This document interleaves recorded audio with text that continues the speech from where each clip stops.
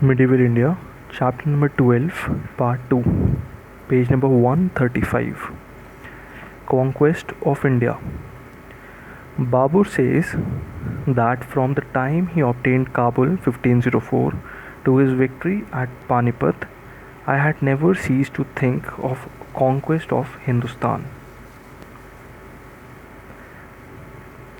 But he had never found a suitable opportunity for undertaking it. Hindered as I was sometimes by the apprehensions of my begs, sometimes by the disagreement between my brothers and myself. Like countless earlier invaders from Central Asia, Babur was drawn to India by the lure of its fabulous wealth. India was the land of gold and riches.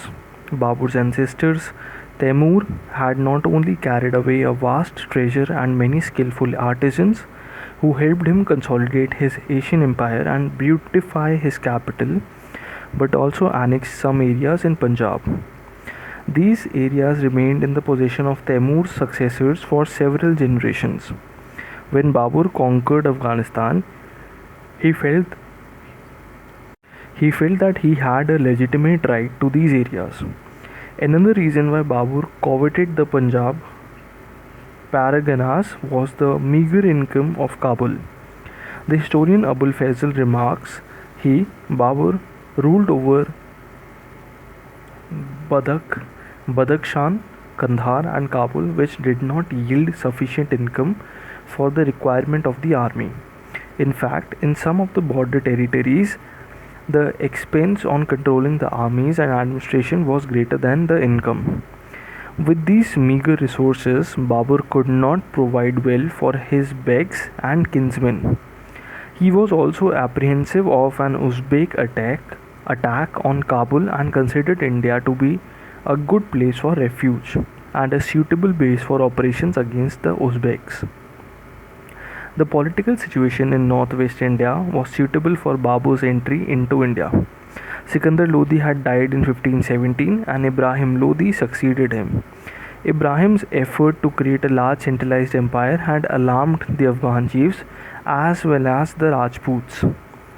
One of the most powerful of the Afghan chiefs was Daulat Khan Lodi, the governor of Punjab, who was almost an independent ruler. Daulat Khan attempted to conciliate Ibrahim Lodi by sending him his son to his court and pay homage. At the same time, he wanted to strengthen his position by annexing the frontier tracts of Bhida, etc. In 1518 and 19, Babur conquered the powerful fort of Bhida. He then sent letters and verbal messages to Daulat Khan and Ibrahim Lodi asking for the cession of the areas which had belonged to the Turks. But Daulat Khan declined Babur's envoy at Lahore, neither granting him audience nor allowing him to go to Ibrahim Lodi. When Babur returned to Kabul, Daulat Khan expelled his agent from Bhida. In 1520-21, Babur once again crossed the Indus and easily captured Bhida and Sialkot, the twin gateways to Hindustan. Lahore also capitulated to him. He might have proceeded further, but for the news of revolt at Kandahar, he retraced his steps and after a siege of a year and a half, recaptured Kandahar. Thus, reassured, Babur was once again able to turn his attention towards India. It was about this time that Babur received an embassy from Daulat Khan Lodi led by his son Dilawar Khan. They invited Babur to India and suggested that he should displace Ibrahim Lodi since he was a tyrant and enjoyed no support from his nobles.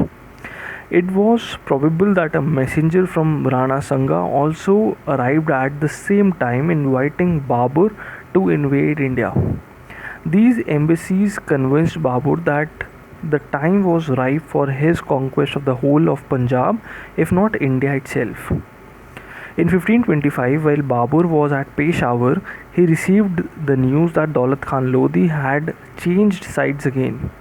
He had collected an army of 30,000 to 40,000 men ousted Babur's men from Sialkot and was marching on Lahore.